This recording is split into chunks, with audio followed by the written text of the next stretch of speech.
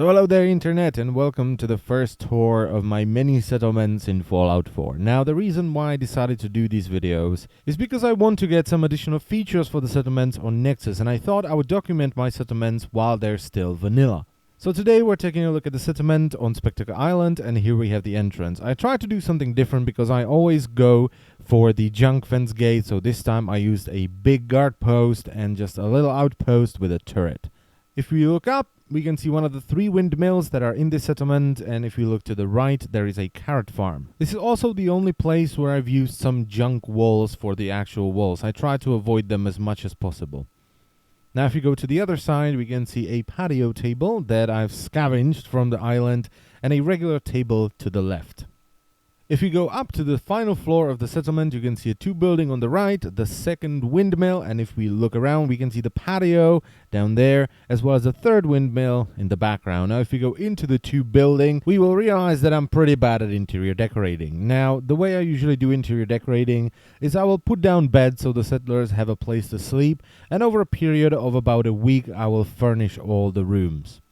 Now over here we can see the same thing, just a bed. Over here I already plopped down a table with some chairs. We have a jukebox with a light that's kind of unnecessary next to the jukebox, and 2 more rooms with just beds.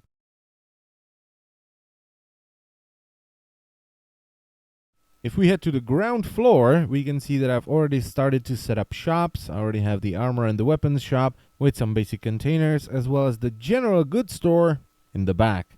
Now if we turn to the left or to the right, we can see 2 fully furnished rooms, and they usually consist of just a bed, a light source, a chair, and a few containers.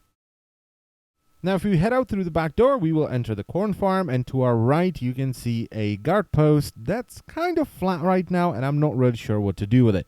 But anyway, heading through the corn farm, we will enter the 2nd guard tower or guard post. This one is still kind of empty, but I like it much more than the first one. And over here we have the scavenging hut. I really like the look of this one. Down here we have the potato farm, and above it we have the siren, and we can get a look at the more boring side of the building, which is unfortunately more flat and squarish. Now if we head back, we can enter the one room that I'm almost done with, and this would be the equivalent of a living room for the settlement. This one has a pool table, some couches, a television, it has a Nuka-Cola machine, it has the milk machines and stuff like that. Now over here I've tried to create a stage by raising the floor a little bit, but it didn't really work at the end, so I just put a room at the back and there is a table at the front. Now if we go through the door, we can see 2 heavy laser turrets and a spotlight, and that's pretty much the only defense on this side of the settlement. And if we go up on the roof, we can see the final windmill.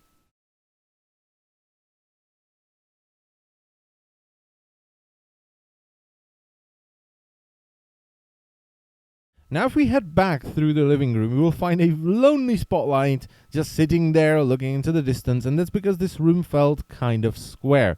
So I tried to do something with it by not walling off that part and just adding a little thing. And finally we come out to the patio. Now you can't get those tables in the settlement building, but there are a few of them scattered around on the island and you can move them around. So if you want to use them, don't scrap them, save them for later. And that's pretty much it for this settlement. So with this settlement, I tried to achieve one thing, and I think I've succeeded. I've tried to create one building that has everything, rather than it being scattered all over the island. I'm also happy with the way the floors turned out. They cascade down gradually rather than being a sheer drop. So all in all, 3 bananas out of 5 apples. I hope you have enjoyed the first settlement tour. I thank you very much for watching, and I will see you next time. Bye bye.